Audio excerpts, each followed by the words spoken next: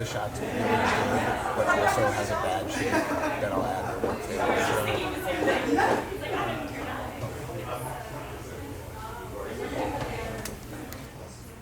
Okay, everyone. You are very welcome to the Think Global Forum in New York City. I am going to be super quick. I just wanted to say a few thank yous.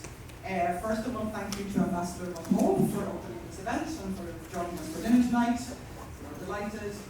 Thank you to Enterprise Ireland for co-sponsoring this event, and of course to the Consulate for lending us this gorgeous room with the fantastic city views. And also special thanks to our speakers, Yuka Kurihara from Globalization, Jeff Marquez from Adobe, and Hannah Webb from Enterprise Ireland.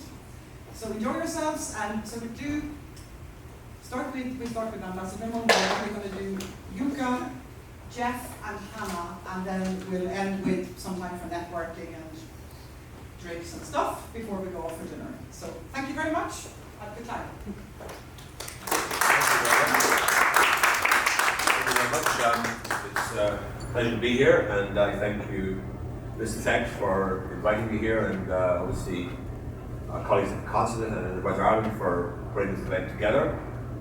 You may wonder why an old ambassador is speaking at an event on globalization. It's not meant to be something very sort of modern and kind of something that an antediluvian preacher like myself wouldn't know anything about. Well, I always say whenever I speak on these things, I always say that I started my career in the era of the stencil. Remember that? No, you wouldn't know that. But it was the way in which you produced anything with more than 6 copies. Otherwise, it was carbon copies. Carbon copies were used, and by the time you got to the 6th copy, the impression was rather vague on the page. So, and I'm now in the era of Twitter, and I've just joined Instagram there recently. So, you know, I'm kind of doing my best to keep myself up to date and to move from the Stone Age into the from what I call, you know, from megabits to megabytes to tetrabytes, maybe is probably the more appropriate phrase or word. So why am I here talking about globalization? Well, because my career, which stretches 40 years now, is really a career that has been marked by the progress of globalization, right? When I started off, my first assignment was in New Delhi in 1980. And in those days, and it would be hard to believe for most people in this room, but you couldn't phone home because you couldn't get international lines were so scarce and so expensive and so unreliable that phoning home was more or less, you know, a thing you didn't bother doing. In fact, when my daughter was born in New Delhi in 1982, I tried to phone home but failed. My parents didn't hear about the birth of my daughter afterwards, but I had to send a telegram. Remember that? A telegram, and of course you had to use very few words. So it was daughter Tara, 8 pounds, 6 pounds, 6 ounces, or whatever it was. You only could put in the very vital bits of information, you know. And you know, when I first went to China, essentially it was in 1981. People from Europe were still a source of astonishment and fascination there because there were so few of us. And most people in China in those days wore a uniform, the old Mao suit. And you know, India in those days as well, you couldn't buy anything in Delhi that wasn't made in India. So it was a completely confined economy. Look at it now, you know. Look at China now, look at India now. I started my career, say, in the early 80s in India. I went back to Asia in 2001 as ambassador to Malaysia. I covered Southeast Asia from there. And the changes that had occurred were absolutely unmissable. You just saw an entirely different country. I went back to China again for meetings in the early part. That's 15 years ago. Things have changed since then, I know for sure. But it had changed dramatically in that, 20-year period. So, also when I left Ireland in 1980, Ireland was a very confined country.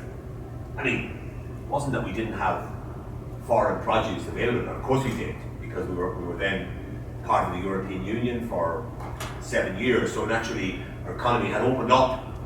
But still, probably in those days, I would guess, more than 50% of our exports went to one country, our nearest neighbour in the UK. Irish companies were trying to expand their operations into Europe. France and Germany and so on were, the Netherlands, the Benelux were prime targets for Irish companies. But our economy was still dominated by the agricultural sector. So we had a limited horizon. Now luckily, we were always a globally connected people, in that we had at least a community of people around the world who had an affinity with Ireland, an affection for us, and an admiration for us, despite our many difficulties and challenges. Because at that time, we were the least developed of the 9 member states of what was then called the European Economic Community. So in the last, I would say, 25 years since the establishment of the European single market, Ireland has been transformed because our economy has undergone a dramatic overhaul. We've now become one of the most open economies in the world. I saw a figure last week for the percentage of for exports from various countries in the world, mainly European countries, as a percentage of those countries' GDP. And for most European countries like Germany, France, Netherlands, the figure is around 40-50%. In other words, exports, and those are export-oriented countries, they do a lot of exporting. In Ireland's case, it's 110%. So we're off the scale. And the only countries really that are more export dependent than we are would probably be Singapore and Hong Kong, which are very unusual countries in being small islands surrounded by much more populous parts of the world. So the globalization of the Irish economy has been a very, very positive thing for Ireland, in that we have been one of the major beneficiaries of globalization. We're the country in Europe that has benefited most from free flows of trade and investment. And now, today, we have 750 plus US companies alone with major investments in Ireland. All of the top 10 born on the internet companies are based in Ireland, have significant operations in Ireland, normally have their European headquarters in Dublin.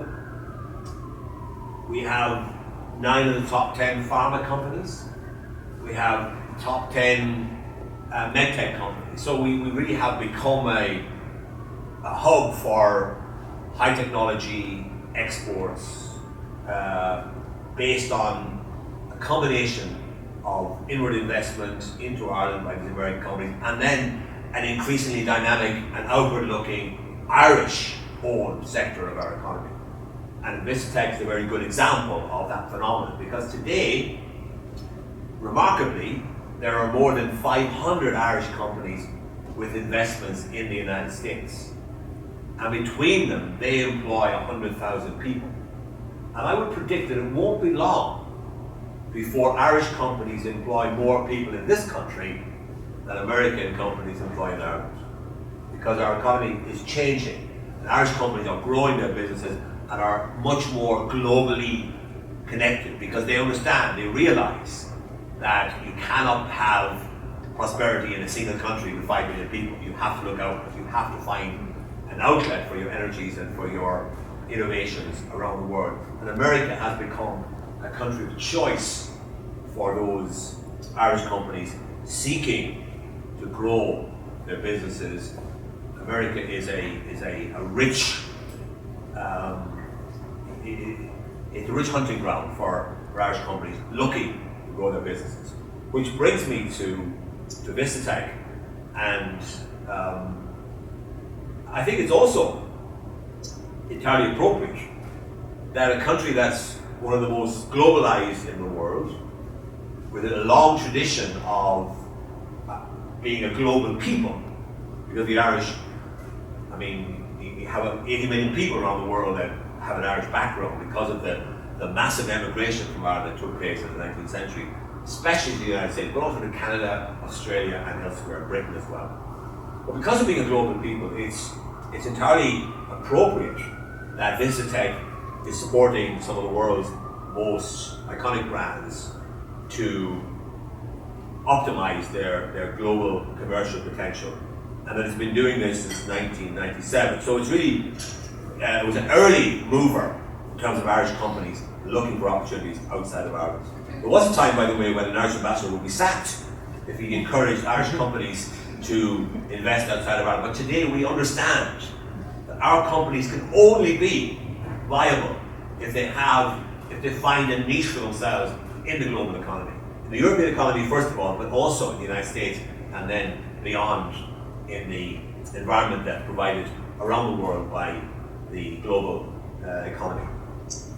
So we have played an important role, I think, in the development of the global content industry, and we've been a cradle for localization as a service from the mid-80s onwards, and American companies like Lotus Development set up hubs in Ireland to serve the wider European market, and they became some of the earliest localization customers. So, of all the European countries, all the EU countries, all 28 of them, and beyond, we're probably the country with the biggest per capita exposure to the American economy and to the American business community, which is why I think we in Ireland have a better understanding than most of the needs of US multinational companies, because we're so familiar with them working and operating in Ireland for so many years.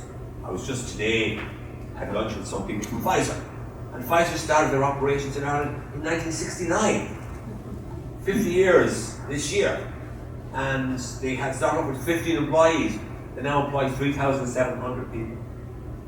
And we expect that US companies will grow their business in Ireland because of Brexit, because we become now, when we become the only English-speaking country in the European Union, we'll become an even more attractive destination for US foreign direct investment. And Irish companies, by the way, who previously might have thought of Britain as a target for expansion, will now, I think, more and more think of the United States, because the uncertainty, the cloud of uncertainty that hangs over Britain on account of the Brexit issue is such that it is